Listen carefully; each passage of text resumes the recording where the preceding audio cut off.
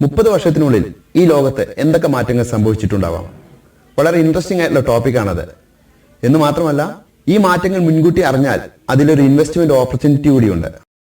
ഇനി ഞാൻ പറയാൻ പോകുന്ന കാര്യങ്ങൾ ഒരുപക്ഷെ നിങ്ങൾക്ക് വിശ്വസിക്കാൻ പ്രയാസമുള്ളതായിരിക്കും. കാരണം 30 വർഷങ്ങൾക്ക് മുൻപ് 1990 നിന്നും 2020 എത്താറായി നിൽക്കുമ്പോൾ നമ്മുടെ ജീവിത സാഹചര്യം എത്രയോ മാറിയിരിക്കുന്നു. 90കളിൽ നമ്മുടെ ഗ്രാമപ്രദേശത്ത് ഒരു ലാൻഡ് ഫോൺ ഉള്ള വീട് പോലും വിരളമായിരുന്നു.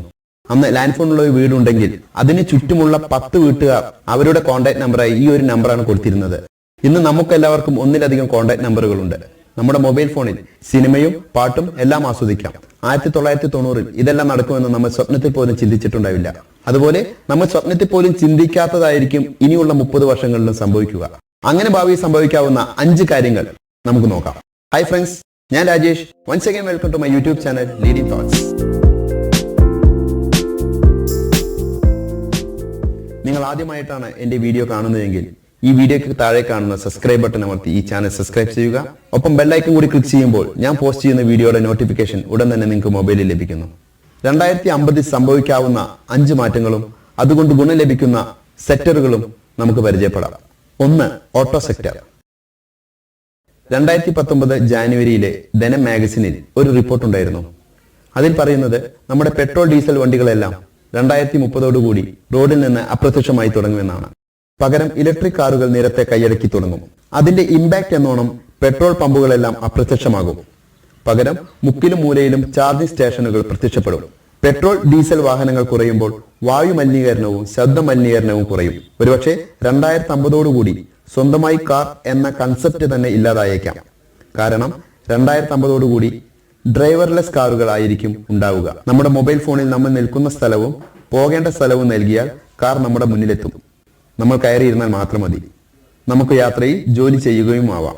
ഈ ഒരു മാറ്റം auto sector, battery sector, infrastructure sector എന്നിവയിൽ പ്രവർത്തിക്കുന്ന കമ്പനികൾക്ക് വലിയൊരു പ്രതീക്ഷയാണ് നൽകുന്നത്. 2. Product delivery. ഇനിയുള്ള വർഷങ്ങളിൽ വലിയൊരു മാറ്റം വരുന്ന മേഖലയാണ് പ്രൊഡക്റ്റ് ഡെലിവറി. നമുക്കറിയാം, ഫാസ്റ്റ് ഫുഡ്, കൊറിയർ, ലെറ്റേഴ്സ് എന്നിവയെല്ലാം ഇന്ന് നമ്മുടെ കൈകളിൽ എത്തിച്ചു തരുന്നത് ഓരോ ആളുകളാണ്. എന്നാൽ ഇനിയുള്ള വർഷങ്ങളിൽ സെൽഫ് ഡ്രൈവിംഗ് വെഹിക്കിൾസ് ഈ മേഖലയെല്ലാം കീഴടക്കും. റെസ്റ്റോറന്റിൽ സപ്ലൈ ചെയ്യുന്നതും fast food, couriers, letters, medicines, stationery items എന്നിവയെല്ലാം ലൊക്കേഷൻ സെൻഡ് ചെയ്താൽ നമ്മുടെ കൈകളിലേക്ക് എത്തിക്കുന്നത് ഇതുപോലെയുള്ള ഡ്രോണുകളായിരിക്കും. ഫുഡ് പ്രോസസ്സിംഗ് രംഗത്തുള്ള കമ്പനികൾക്കും റീറ്റെയിലർ രംഗത്തുള്ള കമ്പനികൾക്കും ഈ മാറ്റം വലിയൊരു അവസരമാണ് നൽകുന്നത്. 3. Medical sector. നമ്മുടെ ജീവിതം മുന്നോട്ട് കുതിക്കുമ്പോൾ പല ജീവിതശൈലി രോഗങ്ങളും നമുക്ക് പിടിപെടാറുണ്ട്. അതുപോലെ പല പുതിയ അസുഖങ്ങളും കണ്ടുപിടിക്കപ്പെട്ടുകൊണ്ടിരിക്കുന്നു. ഇതിൽ നിന്നെല്ലാം രക്ഷ നേടാൻ മെഡിസിൻസ് ആവശ്യമാണ്. ക്യാൻസർ പോലെയുള്ള രോഗങ്ങൾക്ക് ശാശ്വതമായ മരുന്നും DNA-യിൽ മാറ്റം വരുത്തി നിത്യ യൗവനം നിലനിർത്തുവാനുള്ള മരുന്നും മെഡിക്കൽ സയൻസിൽ കുതിക്കുന്ന മനുഷ്യന് ഇനിയുള്ള വർഷങ്ങളിൽ സാധിച്ചേക്കാം. ഫാർമ സെക്ടറിൽ ഉള്ള ലീഡിംഗ് കമ്പനികൾക്കും ഹോസ്പിറ്റാലിറ്റി രംഗത്തുള്ള ലീഡിംഗ് കമ്പനികൾക്കും ഇതിന്റെ ഗുണം ലഭിച്ചേക്കാം. 4. Smart phone technology. നമുക്കൊന്നും പ്രെഡിക്റ്റ് ചെയ്യാനാവാത്ത മാറ്റമാണ് സ്മാർട്ട് ഫോൺ ടെക്നോളജിയിൽ സംഭവിച്ചുകൊണ്ടിരിക്കുന്നത്. ഇന്റർനെറ്റ് ലഭ്യത ഒന്നുകൂടി ഉയർന്നാൽ എല്ലാ വിനോദ പരിപാടികളും മൊബൈൽ ഫോണിലൂടെയും സ്മാർട്ട് ടിവിയിലൂടെയും ഇനിയുള്ള ലോകം കാണും. വലിയ TV ചാനൽ നെറ്റ്വർക്കുകൾ, ഇന്റർനെറ്റ് പ്രൊവൈഡർമാർ എന്നിവരെല്ലാം ആയിരിക്കും ഈ മാറ്റത്തിന്റെ ഗുണഭോക്താക്കൾ.